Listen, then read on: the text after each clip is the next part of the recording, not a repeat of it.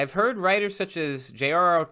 Tolkien and C.S. Lewis describe occult magic and modern technology as indistinguishable in their purposes. Although on a superficial level their methods may differ, ultimately they both seek the conquest of nature, the bending of all exterior reality to man's will.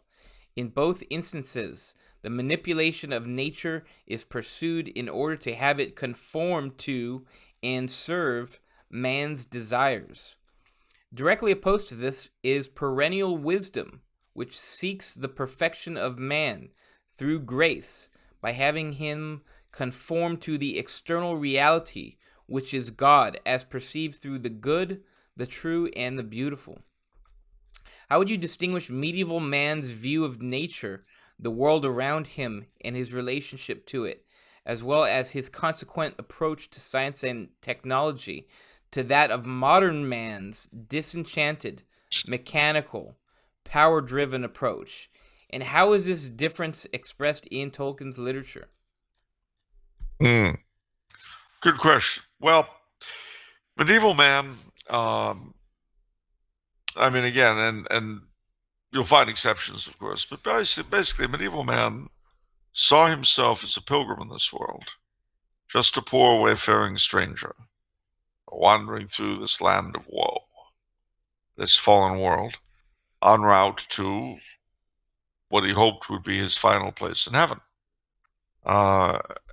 Everything in this world was to be used for that, not just for that purpose, but also to make a living and so forth, but always with the understanding that it was a gift of God, and that he too was part of that creation, which everything else was.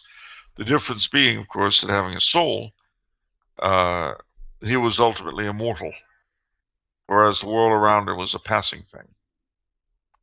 Well, this point of view did have some challenges, and of course, being human beings, medieval man wanted to make life as easy as he possibly could for himself. And both magic and science grew out of the attempt by medieval man, or at least some medieval men, singular, to gain power so as to make things easier.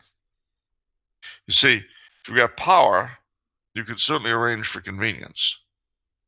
And mind you, a few people love power for itself. They just love to be able to order people around. There aren't that many of them, but they do exist.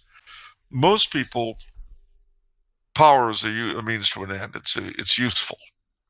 At the very bottom of things, it makes things more convenient. Eventually, the quest for convenience for the many kind of coalesced with the quest for power by the few. And the argument could be made that we've surrendered power in return for convenience. Not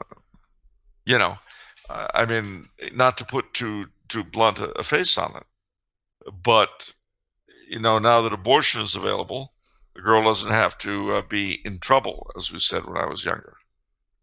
Now that contraceptives are available, a couple could be as sinful as they like before marriage and have a better than even chance of not conceiving. And if they do, of course, there's always the fail-safe method of killing the kid. So again, the quest for the convenient, which is always amongst all of us, coalesced with the quest for power on the part of the few. But this also, during the pre-show, we had a question about the original close connection between science and magic. Well, that historical connection is certainly indicative that Tolkien and Lewis were onto something. Pre-show. What happened in the pre-show? Well, I was asked about the connection between religion and science, and why was the occult and science, not religion and science, but the magic or the occult and science, that was so prevalent in the 16th and 17th centuries. And was it still that way today? And I said, well, no, because of the success of the materialistic worldview. But I pointed out that there were some exceptions, and the one I told the story of was Jack Parsons, who was the founder of JPL in Pasadena, and blew himself up in his garage.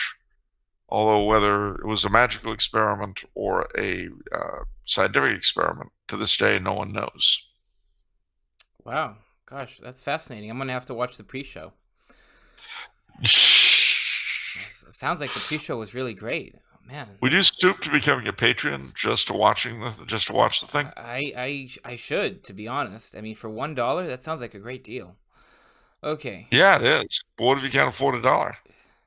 Then I probably should get a job. I thought you had a job. You're the master of Tumblr House. You could send it on a petty cash.